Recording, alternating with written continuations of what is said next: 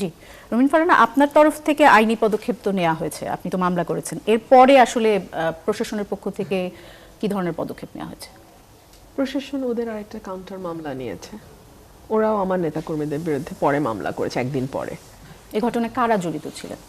ওখানে উপজেলা বিএনপির সাবেক সাধারণ সম্পাদক, বর্তমান যিনি তিনি নন, সাবেক সাধারণ সম্পাদক এবং যিনি এখন ব্রাহ্মণবাড়িয়া জেলা বিএনপিতে আছেন, ওনার একক নেতৃত্বে উনি প্রায় 50-60 জনের একটা মানে গুন্ডা বাহিনী আমি বলবো, তারা একরকম দখল নেয় শহীদ মিনারের।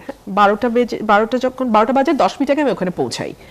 এখানে দুই তরফের ফেইলিওর আছে, প্রশাসনের একটা বিরাট ফেইলিওর আছে, আর ওই ভদ্রলোকের আমি আসছি। প্রশাসনের যে ফেইলিয়ার সেটা হচ্ছে প্রশাসনের যেটা দায়িত্ব ছিল যে এই জায়গাটায় যখন সংসদ সদস্য এসে ফুল দেবেন তিনি যাতে নিরাপদে নির্বিঘ্নে ফুল দিতে পারেন সেজন্য জায়গাটা ক্লিয়ার রাখা, পরিষ্কার রাখা। সাধারণত ক্রাউড হয়ে যায় তো অনেক সময়, ক্রাউডটাকে ম্যানেজ করা, ক্রাউডের কোনো ম্যানেজমেন্ট ওখানে ছিল না। এবং আমার কাছে মনে হয়েছে যে প্রশাসনের একরকমের গা ছাড়া ভাব ছিল, কারণ যেহেতু আমি সরকারি দলের এমপি না, সো আমার উপর আঘাত আসলেই বা কি, আমার নেতাকর্মীদেরকে ফেলে দিলেই বা কি, আমি তো আর সরকারি দলের এমপি না। সো প্রশাসনের এরকম এক ধরনের গা ছাড়া ভাব ছিল। যেহেতু এটি নবনির্বাচিত সরকার এবং এই সরকারটি যেই দল গঠন করেছে তার সেই দলের সঙ্গে আমি দীর্ঘদিন রাজনীতি করেছি, আমার অনুরোধ থাকবে যে 212 জনের বাইরে যেই বাকি 80-90 জন এমপি আছেন, 88 জন এমপি, তাদের প্রত্যেকের নিরাপত্তা এবং প্রত্যেকে যাতে এলাকায় নির্বিঘ্নে কাজ করতে পারে সেই ব্যাপারে এখনই সরকারের উচিত হবে স্পষ্ট নির্দেশনা প্রশাসনকে দিয়ে দেওয়া, যে এই প্রশাসন যেন আগের আমলের প্রশাসনের মতো এটা মনে না করে যে এমপি যদি সরকার দলীয় না হয় তাহলে সেই এমপির উপর যে কোনো হেনস্থা হতে পারে, আমাদের এখানে কোনো দায় দায়িত্ব নাই। এটা যাতে প্রশাসন মনে না করে সেজন্য এই সরকারের, নতুন সরকারের উচিত হবে স্পষ্ট একটি বার্তা দিয়ে দেওয়া, যেটি নতুন সরকার, নতুন রাজনীতি, নতুন স্বপ্ন, নতুন পথ চলা। সো এইরকম পথ চলায় একেবারে সমাজের সবচেয়ে বিরোধী মতের যেই ব্যক্তিটি থাকবে তারও সকল নিরাপত্তা দেবার দায়িত্ব রাষ্ট্র নেবে, 1। 2 হচ্ছে ওখানে আমার প্রায় 500-600 কর্মী ছিল, আরো বেশি, আর ওদের ছিল 50-60 জনের মতো। সো আমি যদি চাইতাম ওখানে কিন্তু একটা বাজে ইনসিডেন্ট হয়ে যেতে পারতো, মুহূর্তের মধ্যে হয়ে যেত। আমি আমার নেতা কর্মীদেরকে ধন্যবাদ দেব, তারা সর্বোচ্চ শান্ত থেকেছে। আমার একজন কর্মীকে পিটিয়ে একেবারে মানে তাকে হাসপাতালে ভর্তি করতে হয়েছে, 2 দিন ছিল সে হাসপাতালে, খুবই খারাপভাবে তাকে বেধড়ক মারধর করা হয়েছে। সো পুলিশের চোখের সামনে কিন্তু এই ঘটনাগুলো হয়েছে। আমার প্রশ্ন হলো পুলিশ অন স্পট কেন গ্রেফতার করলো না? হতে পারে পুলিশের মজ্জাগত একটা ধারণা আছে, দীর্ঘদিন পুলিশ একভাবে পরিচালিত হয়েছে যে সরকারি দলের কোনো নেতাকর্মী যত বড় অন্যায় করুক না কেন তাদের একটা ব্লাইন্ড আই সেখানে থাকবে, তারা চোখ বন্ধ করে দেখে না দেখার ভান করবে। কিন্তু এটা এই সরকারের কাছে তো আমাদের প্রত্যাশা অন্যরকম, তাই না? কারণ 2000 মানুষের জীবন, 30,000 মানুষ আহত হওয়া, একটা গণ অভ্যুত্থান, রক্তাক্ত গণ অভ্যুত্থান, তারপরে নতুন নির্বাচন, নতুন সরকার। সো আশা করব অতীতের যেই ভুল, অতীতের যেই রাজনৈতিক সংস্কৃতি সেটার পুনরাবৃত্তি হবে না। আশা করব নতুন একটা বাংলাদেশ আমরা দেখতে চাই। জি, সবার জন্য নিরাপদ। গত এক সপ্তাহে কি সেরকম বাংলাদেশের প্রতিফলন দেখতে পাচ্ছেন কিনা? আমার সাথে ঘটনাটি দুঃখজনক, খুবই খুবই খারাপ ঘটনা হয়েছে। আপনি যদি সবই বাদ দেন, হেলাল ভাই যে কথাটা বললেন আমি একদম একমত। ধরেন আমি সংসদ সদস্য না, তাতে কি? আমি তো বাংলাদেশের নাগরিক। অনেকেই আমার বাবার পরিচয় নিয়ে আসছেন যে উনি ভাষা আন্দোলনের মহানায়ক, তো ওনার সন্তান দিতে পারছে না, না আমি সেটাকেও যুক্তিতে আনবো না। শুধু বাবার সন্তান হিসেবে কেন, বাংলাদেশের একজন নাগরিক হিসেবে আমার শতভাগ নিরাপত্তা নিশ্চিতের দায়িত্ব রাষ্ট্রের। একদম সোজা সাপটা কথা, আমার নিরাপত্তা দেবার দায়িত্ব রাষ্ট্রের। এবং এই মেসেজটা এই সরকার, আমি আশা করব, তার প্রতিটা মেশিনারিজের মধ্যে ছড়িয়ে দেবে যে আমার সবচেয়ে বিরোধী যেই ব্যক্তি রাষ্ট্রে বাস করছে সেও যাতে শতভাগ নিরাপত্তার সাথে বাস করতে পারে সেটা এনশিওর করার দায়িত্ব রাষ্ট্রের। এবং এই মেসেজটা লাউড এন্ড ক্লিয়ার এই সরকার দেবে আমি আশা করি। জি, ধন্যবাদ। আমি একটা 1 মিনিট বলি, দেখেন আমরা যদি আমি খুবই আশান্বিত হতাম যদি আজিজুল বারী হেলাল ভাই যদি কিন্তু ছাড়া কথাটি বলতেন। হ্যাঁ, আমি কিন্তু আগেই বলেছি এটা ভয়াবহ ঘটনা ঘটে যেত ওখানে, 50 জনকে ওখানে ফেলে দেওয়া কোনো ব্যাপার ছিল না, কিন্তু আমি ধৈর্য ধরতে বলেছি এবং আমার কর্মীরা ধৈর্য ধরেছে। আমার কর্মীরা একদম টু শব্দ করেন, বিকজ আমি বলছি একদম চুপ। আর ভিডিও আছে তো, ভিডিও দেখলে এখন কারো মুখের বয়ান শোনার কোনো দরকার নাই ভাই। আমার ফুল ছেঁড়া হয়েছে, পাড়ানো হয়েছে, এটার ভিডিও আছে। এখন সরকারি দলে গেলে যদি গণমাধ্যমের দিকে চোখ না থাকে তাহলে তো এই সরকার নিয়ে খুব আশান্বিত হতে পারছি না। আমি আমার প্রথমে যে বক্তব্য দিয়েছিলাম, হেলাল সাহেব যদি কিন্তু ছাড়া কথা বলতেন তাহলে আমি বরং কিছুটা আশান্বিত হতাম, কিন্তু উনি যদি ভিডিওটা দেখেন, পুরো ভিডিও একটা দুটা না, বাংলাদেশের প্রতিটা চ্যানেল সেটা কভার করেছে, পুরো ভিডিও আছে। সেটা দেখলেই আপনি বুঝবেন কেন 500-600 বনাম 50-60-এ আমার নেতা কর্মীরা সর্বোচ্চ ধৈর্যের পরিচয় দিয়েছে। এটা মিরাকেল আর কি। এই যদি মিরাকেলটা যে কিভাবে হলো, আমার কাছে মিরাকেল মনে হচ্ছে। এই যে রুমিন ফারহানা যেটা যেমন মিরাকেল, না না, রুমিন ফারহানা যেটা মিরাকেল না, মিরাকেলটা হলো 500-600 ভার্সেস 50-60 জন হেরে গেল। পৃথিবীতে একবার ঘটছে, পৃথিবীতে একবার ঘটছে এই ঘটনা। হেলাল সাহেব আপনি বারবার ভুল করছেন, ওখানে আমি কুস্তি লড়িনি, আমি ওখানে শান্ত থাকতে বলেছি, এই কথাটা আপনি বারবার মিস করছেন। ওরা আমার কথা শুনেছে, লিডারশিপ, দিস ইজ লিডারশিপ, ওরা শুনেছে আমার কথা। পুলিশের অভিযানে মারধর আটকের ঘটনা ঘটেছে, সেটির ভিডিও এসেছে সামাজিক যোগাযোগ মাধ্যমে এবং সেটি নিয়ে ব্যাপক আলোচনা সমালোচনা চলছে।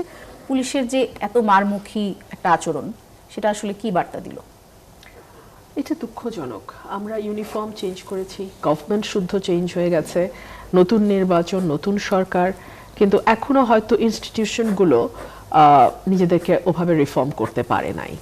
আমাদের এই যে 17 মাসের নানান রিফর্মের কথা আমরা শুনেছি, সেখানে কিন্তু ইনস্টিটিউশনগুলোকেও গঠন করবার জন্য কমিশনগুলো রিপোর্ট দিয়েছে এবং এর মধ্যে পুলিশের উপরে কিন্তু বিশাল রিপোর্ট জমা পড়েছে যে পুলিশকে কি করে নতুনভাবে ঢেলে সাজানো যায়।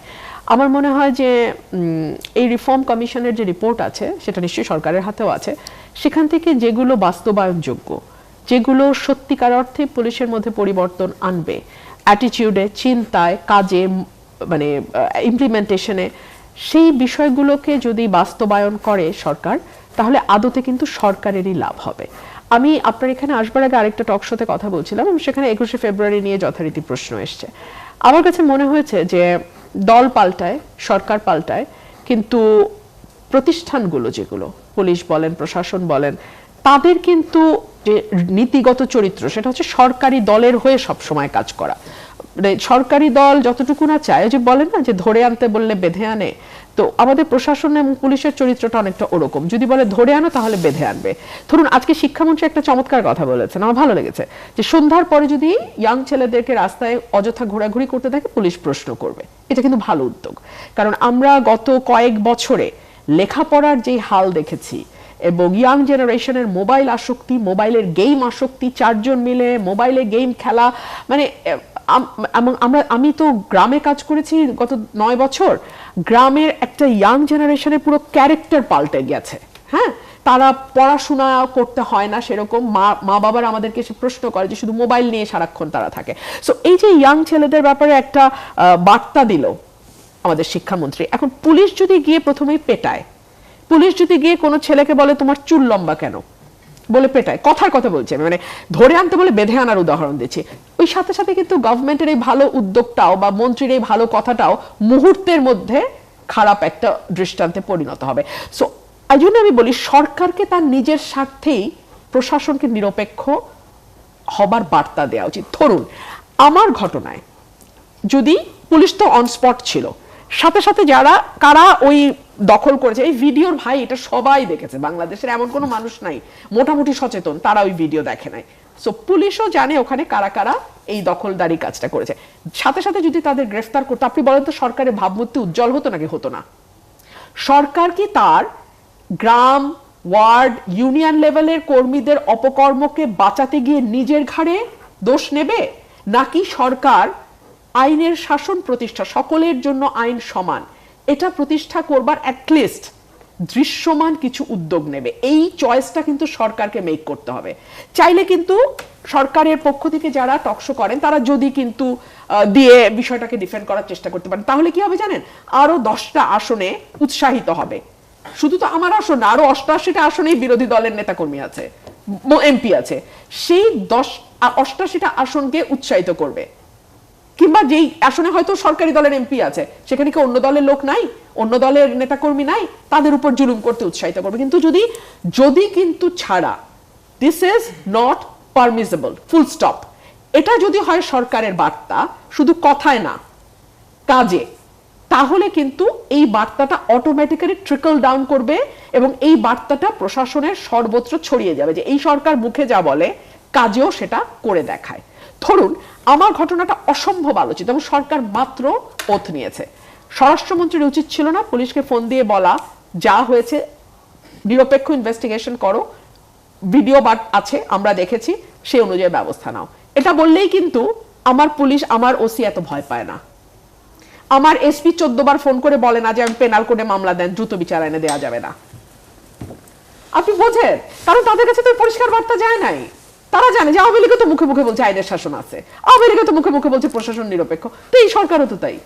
সুতরাং আমাকে সরকারকে সার্ভিস দিয়ে যেতে হবে প্রতি মুহূর্তে। হ্যাঁ, আমার কাছে মনে হয়েছে যে একটা চমৎকার এক্সাম্পল বিএনপি সেট করতে পারতো, 21শে ফেব্রুয়ারিতেই পারতো। আমি বলেন আমার জায়গায় যে কেউ হইলেও এই কাজটা করা যেত।